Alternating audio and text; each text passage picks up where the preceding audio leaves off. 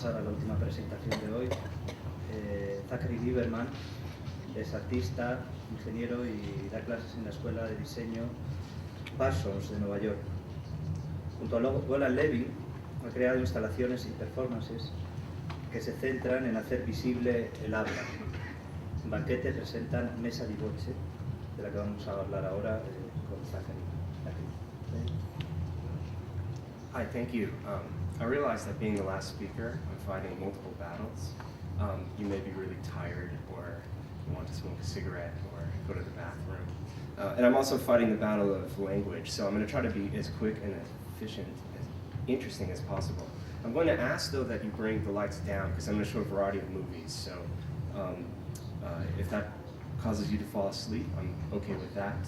But if you like what you see, I'm also fine.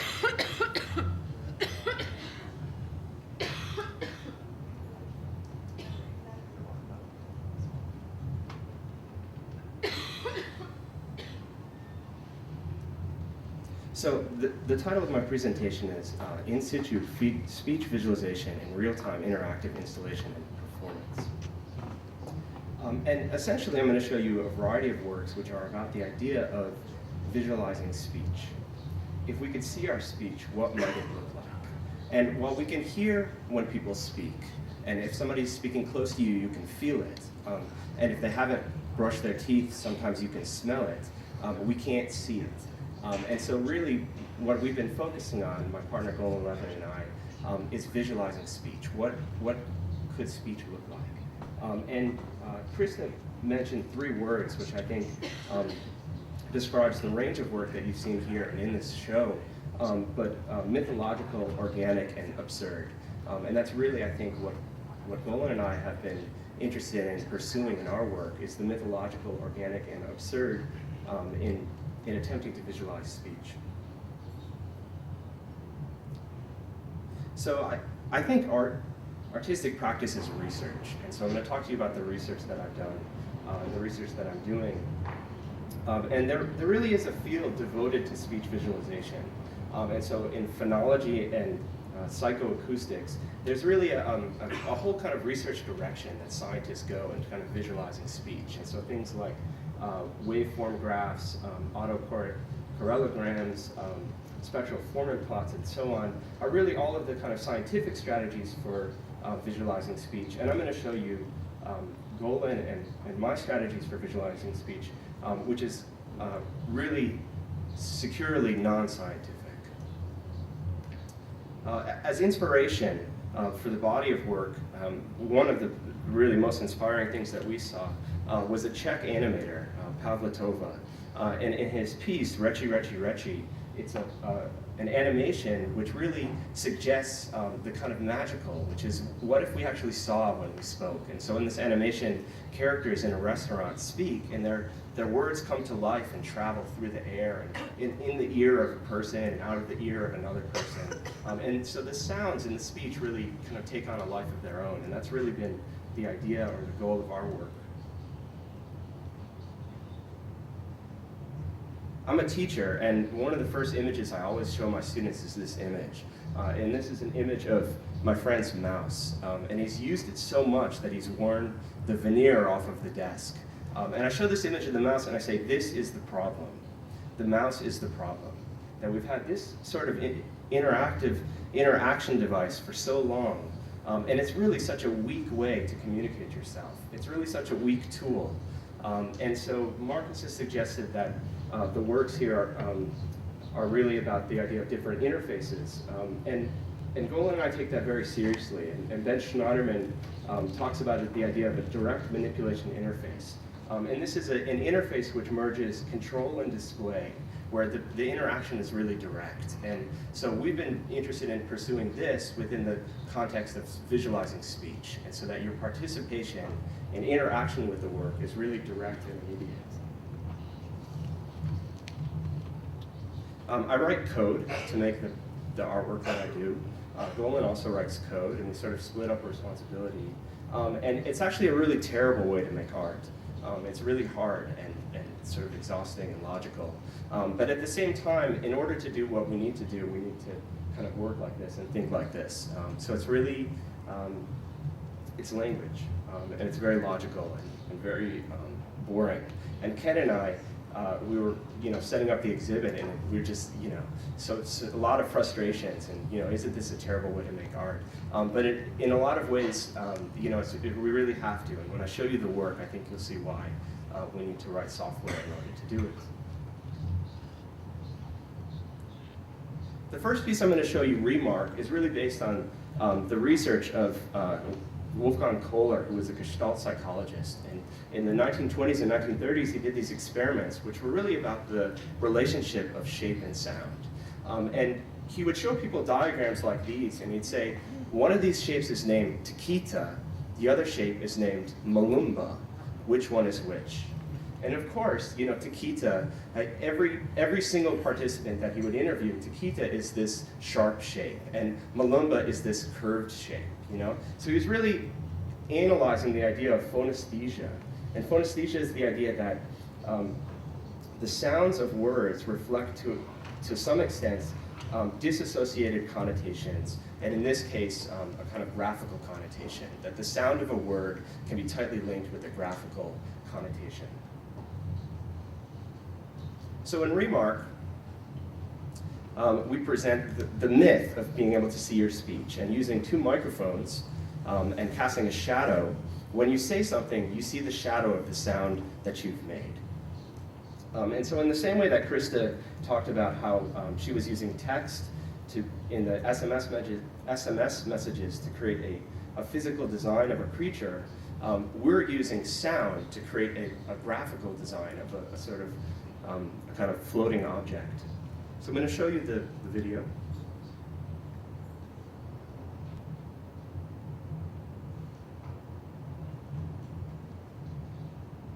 Give me 1 second.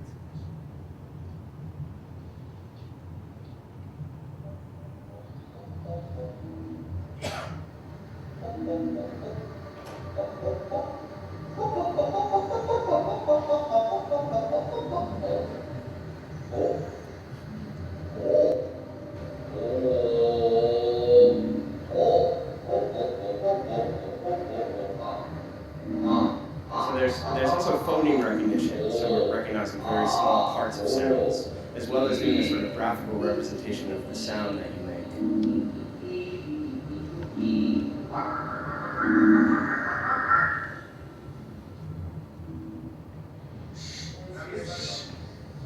And again, kind of going on with this myth, the sounds that you make you can also interact with using your body. So in this kind of shadow realm, you can use your shadow to push the sounds around. And all the sounds that you make sort of float up to heaven. Because Golan and I discovered that people like things that rise.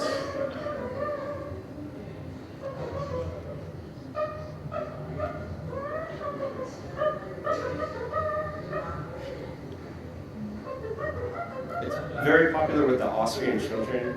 They're repressed. They want to make a lot of noise, so this is a good chance for them to get it out.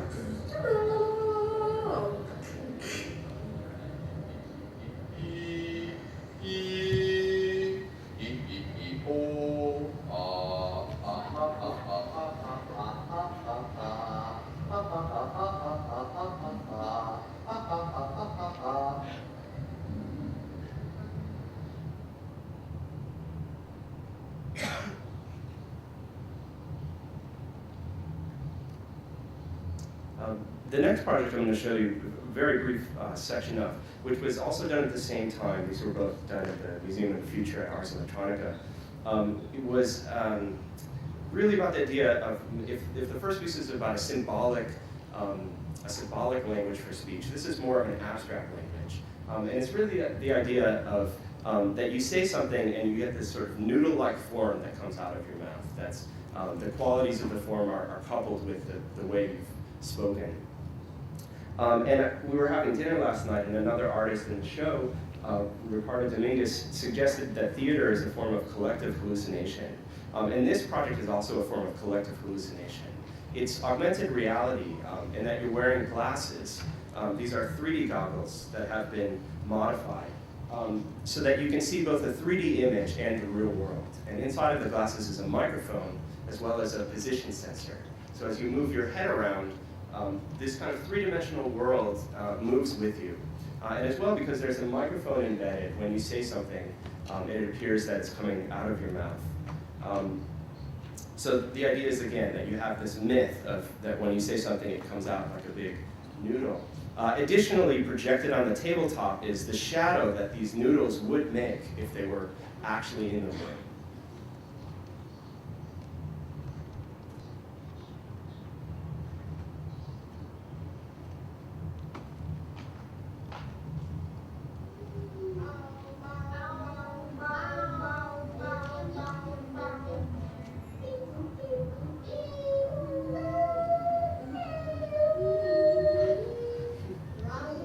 So it really is a collective hallucination.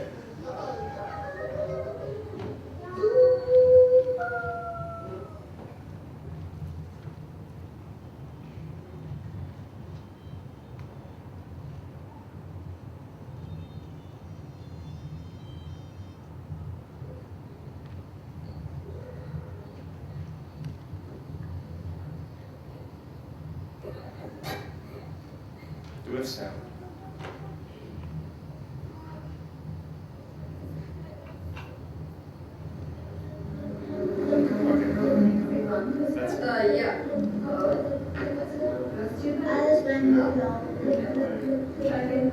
So in a second, you're going to see inside of the gauntlets. It's very hard to photograph, but we chose a sort of cartoon language. In a lot of the works that we're doing, we chose really a sort of cartoon language because both Golan and I are inspired by the idea that cartoons have been really great at showing you speech and showing you sort of the language of a visual speech. And so in this case, you have these sort of cartoon-like noodle forms that fly from across the table.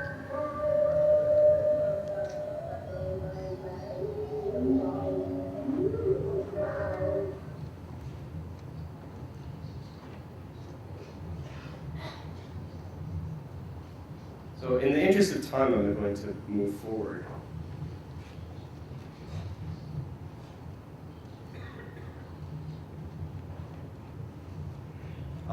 The next project, we had pretty good success with both Remark and Hidden Worlds, the two projects that I've shown you. And they were very popular. They were installed, again, as I said, at Ars Electronica, the Museum of the Future. And they were quite accessible to the museum population. And one of the joys of working on this project is that there was a little booth where I would go and sit and write code and kind of fix the project. And people would be playing with it, and I had no idea if they were an adult or a child, right? So it was the installation was immediate. It didn't matter who you are, and that sort of brought out the playful in everybody. But Golan and I were really considering, well, what would the next step be? And for both of us, the next step would actually be a professional version of the software. So developing this voice analysis software, but for two vocal performers, people that actually make sound with their voice for a living. So we chose two abstract vocalists. And in doing so, we were really inspired by the work of Toshio Iwai. And Toshio Iwai has done several pieces. In '97, he did a piece with Ryuichi Sakamoto called Music Plays Images, Images Plays Music, which was really about visualizing notes that were coming from a grand piano.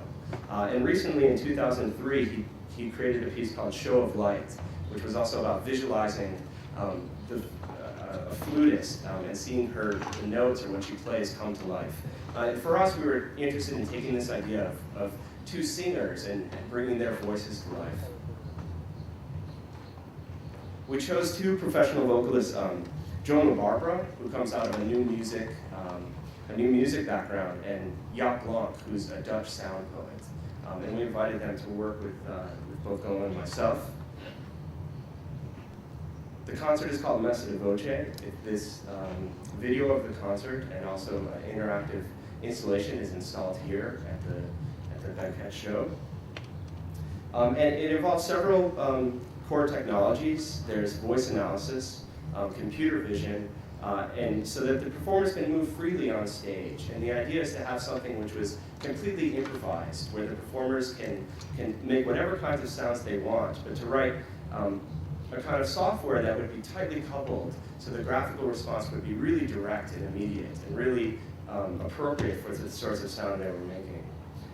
In the end, we had 13 scenes, and they varied graphically, and they also varied in their sort of what properties of the voice they are analyzing. So I'll show you some footage. But I'll be quite brief because actually this footage is in the Baquete show, so I invite you to go see it.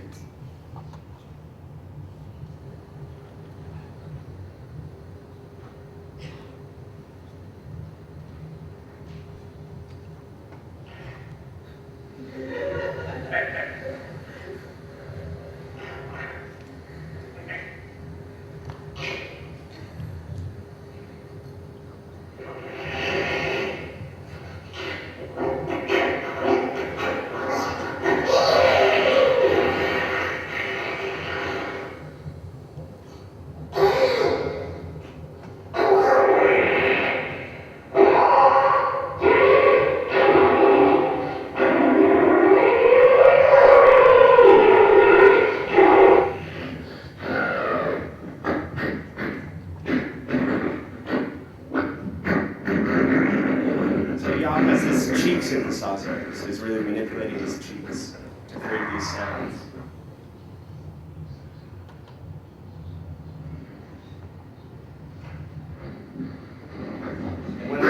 And when the balls fall, they release the sound that was used to make it.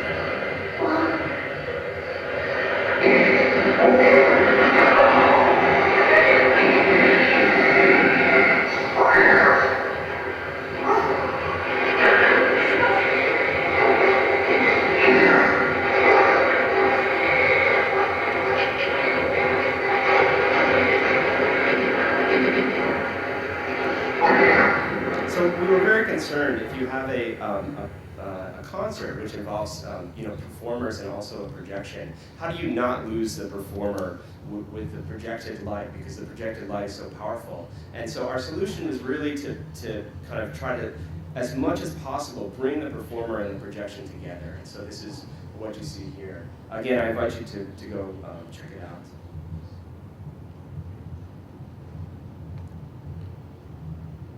Finally, I'm going to show you very brief documentation of where some of this research is heading.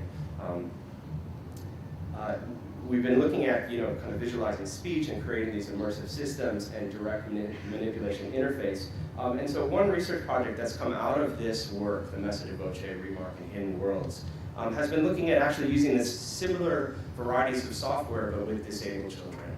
And so in the UK, it's called PMLD, Profound Multiple Learning Disabilities. And these are children that are operating at about 1/5 their age. But seeing how this software might be a form of communication or a means of understanding simple things that you and I take for granted, like cause and effect.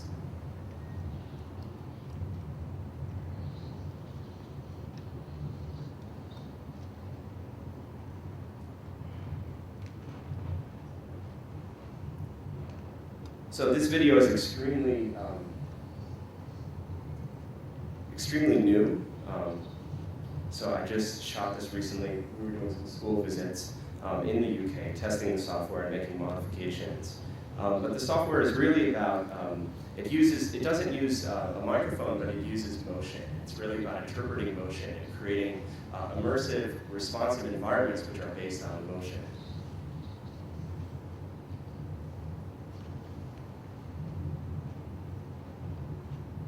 And it's interesting to see that certain kinds of properties like rhythm are really picked up by these children.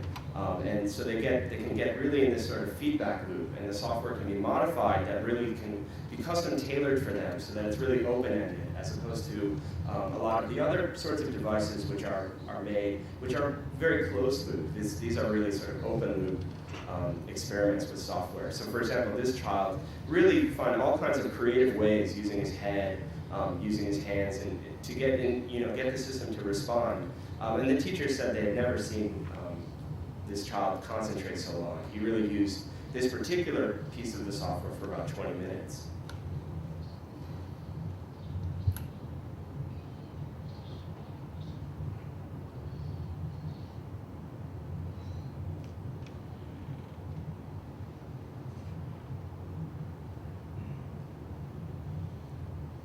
So for example, this child has a very limited range of motion. So he can move his hands in a very limited way and also his legs. But he has control over the environment. And so a very small motion can lead to a great deal of control. And so by using the same sort of software that we developed for Messa di Voce, we can create these kinds of works that may be useful in an education setting. To conclude, I'd really like to say a heartfelt thanks to the MiniLab Madrid people for hosting this event and having me out and showing our work. I'd like to thank Karen and Luis, Marcos, Gustavo, Alejandro, Baquete, and everybody else. They've done a super, super job, and I'm very grateful to be here. Thank you.